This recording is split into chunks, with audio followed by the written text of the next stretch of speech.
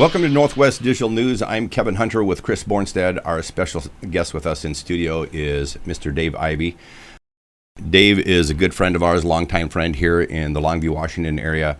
And Dave asked to come join us in studio today to share his side of a very tragic story that took place in Texas. So for those of you that haven't heard the story, I'll share with you some of the details. On Sunday, November 5th, there was a shooting at the First Baptist Church in Texas, and that was during the 11 a.m. church service there. The shooter was identified as 26-year-old Devin Patrick Kelley.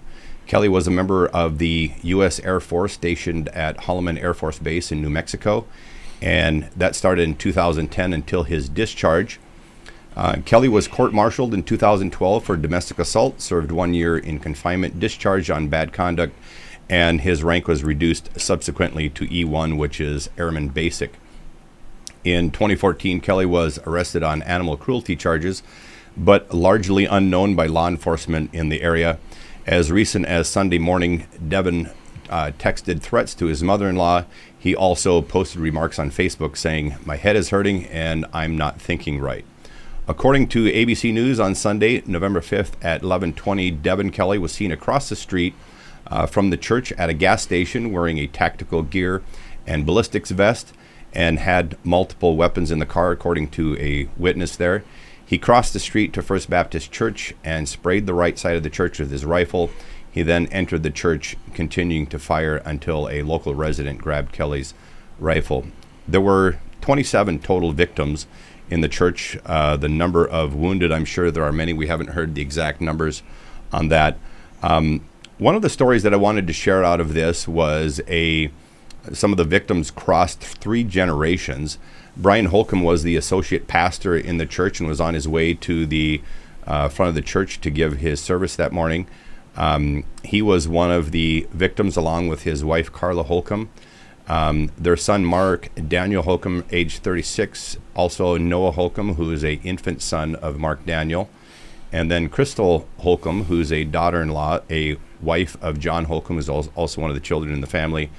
Crystal's unborn child and 3 of her children, Emily, Megan, and Greg. One family lost 9 members.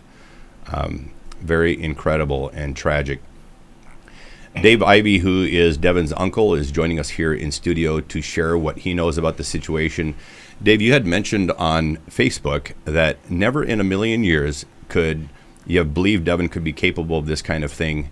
You said you were numb. The family will suffer because of his coward actions.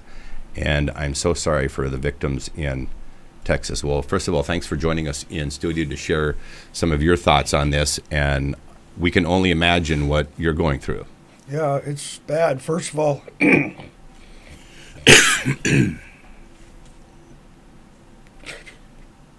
it's all right.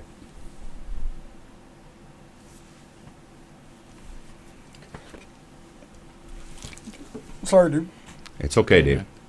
Take your time. I recognize that even reading that story that I did about that family, it's incredible loss. Our hearts and prayers go out to the victims there in Texas today, and we can only imagine what everybody's going through. It's been a very tough time for you, Dave, and I chatted with you a little bit on Facebook, and then we had a conversation on phone this morning, and you wanted to come in and share your thoughts on it. You've been contacted by a lot of media leading up to today, haven't you? Yeah, my one of my biggest questions was, how fast did they find you? I mean, they always go and try to be the first ones there. So ABC News out of New York contacted me by cell phone before Devin's name was publicly known.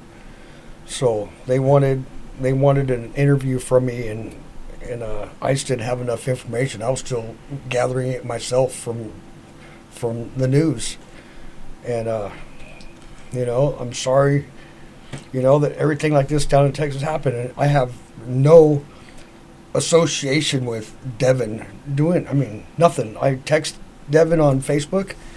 I message him because he is my nephew, and we talk from time to time, but it's very rare. Mm-hmm. And then explain exactly how you're related to Devin.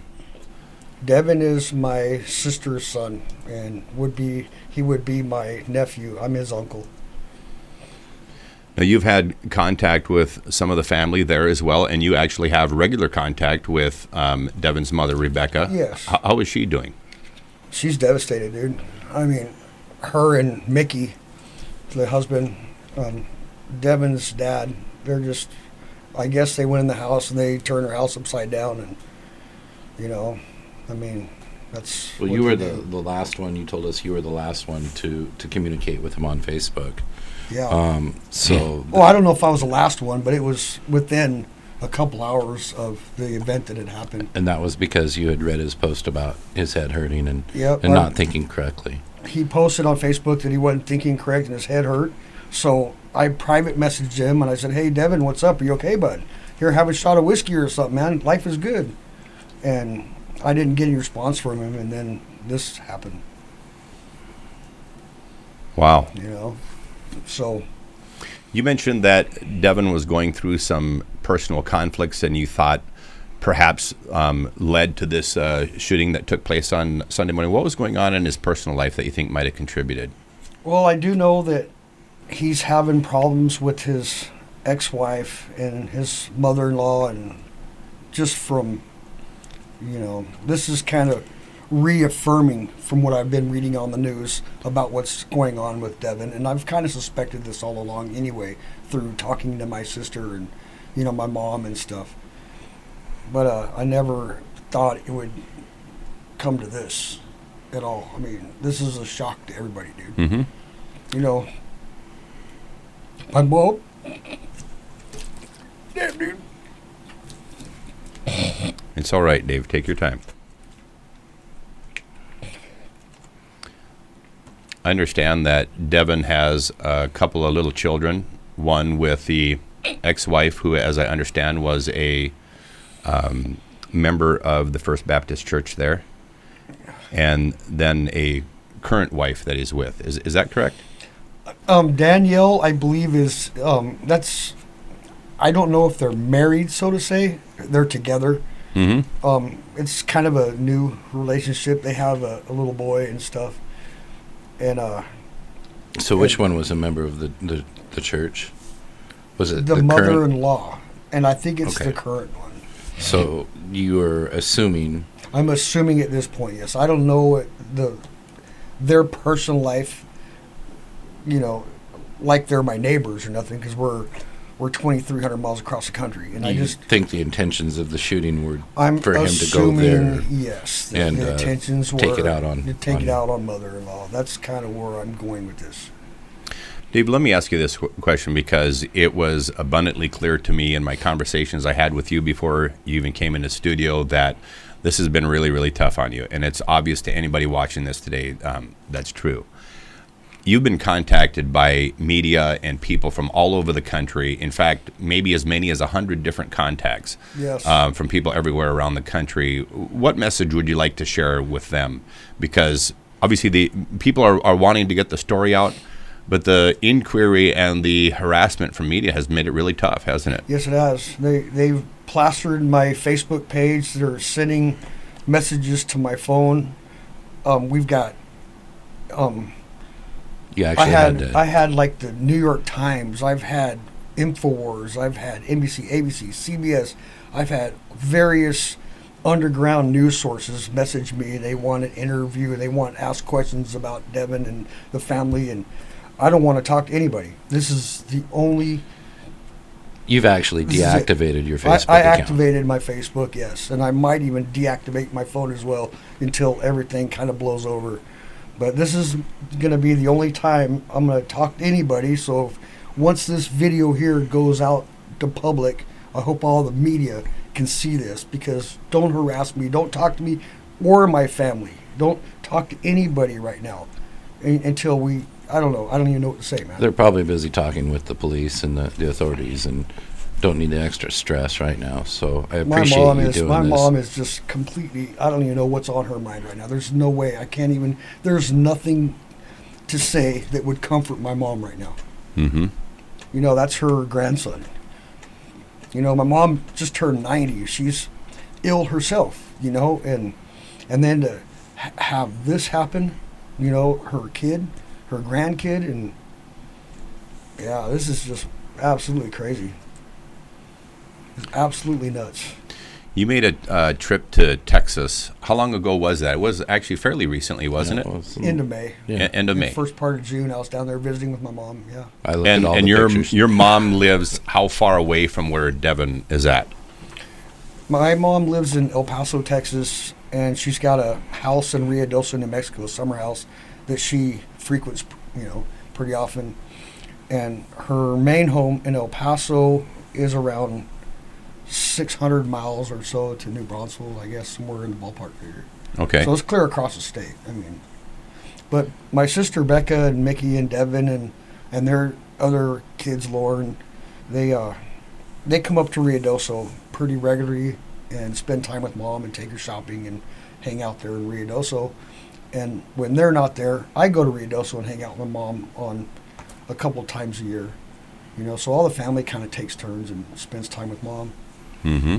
But I personally have never crossed paths with Devin since he was like 7 years old because we have so much distance between us. So I do communicate with him from time to time on Facebook, Mm-hmm. you know, and he brags about his handguns and his, you know, what he does. And he talks to me because he's comfortable talking to me Mm-hmm. because I'm kind of the outcast of the family. I'm not the Christian. I'm not the, you know, I kind of support his idea as he's an atheist. Okay, well, so what? Big deal, dude. You know, if you want to go target practice, go target practice. Hey, you want to smoke a bud? No problem, bud. You know, I'm open with him. I can talk to him. Mm-hmm. You know, and our conversation, you know, he'll ask me, hey, man, can you get me some bud from the state of Washington, you know, where you live at? Because I know you get it up there and it's legal. You know, and this is the kind of chat we have. Mm-hmm. You know, but nothing, nowhere did it go to the point where, hey, Dave, I'm going to go do this or do that, and I'm thinking about not even None of in the that. slightest. You, can you describe his behavior? I think you had mentioned before we talked that he was kind of anti-government, gun nut. What kind of, do you know why he was angry with the government or I'm what- just assuming because of his military history, and then he got discharged from the military and his rank taken from him, and he probably is sore because of that. You know, I don't know. I really can't read his mind. I don't know why he would. Mm-hmm. I don't know. I mean, it just kind of makes sense, though. I mean, he doesn't like the government. He has handguns. He's atheist. He doesn't believe in anything unless he sees it firsthand. Nothing is just happens, you know. To him, it's got to be scientifically proven. It's got to be right there.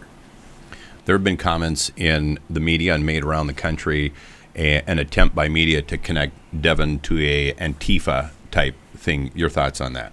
I believe that's inaccurate. I don't think, just from the limited conversations I have with Devin, he doesn't sound like he supports a group like that. He is mainly a loner. He doesn't participate in groups or such nonsense. so we can put the Antifa rumors That to rest? Antifa rumor it's Right. That came out pretty quickly yesterday. You know, oh, he's Antifa and he's Yeah, part you're of the gonna- Civil War. People are going to see a lot of Yeah. haters on there posting, you know, that it's Antifa, and I don't think he is associated with that So whatsoever. not at all. Mm-hmm. No. And my personal opinion at this point, you know, my nephew, he acted as a coward, and he took a lot of innocent lives. And I'm sorry, man. Mm-hmm.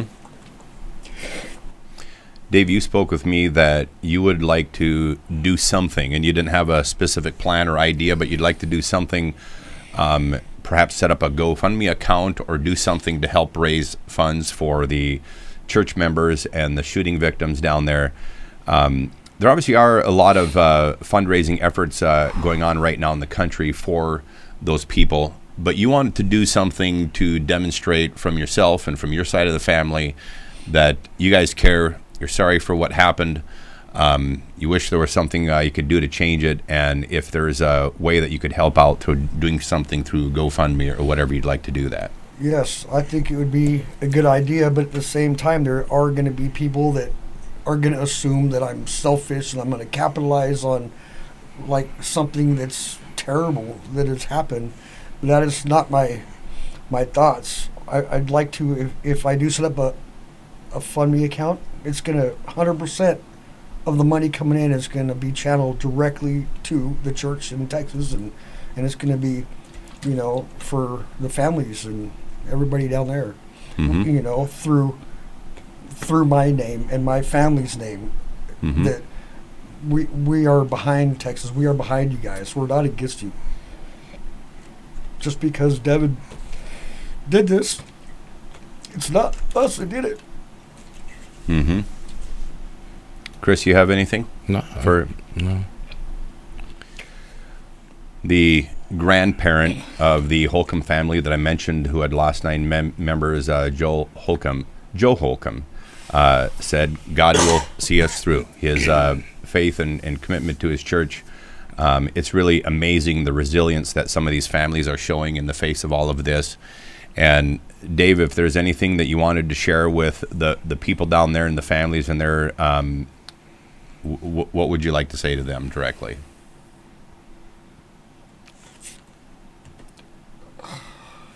That's a hard one. There's nothing to say. I'm just hurt. I'm sorry.